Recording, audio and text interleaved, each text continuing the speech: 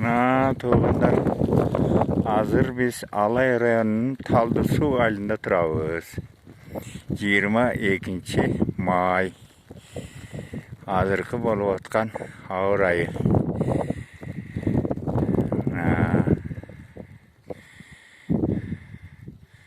Шындай туғандар, қар 10 сантиметрдей жауып қойды. Бүгін түніменен жазы ертең тізеге жетіп қалауы. Құдай біледі.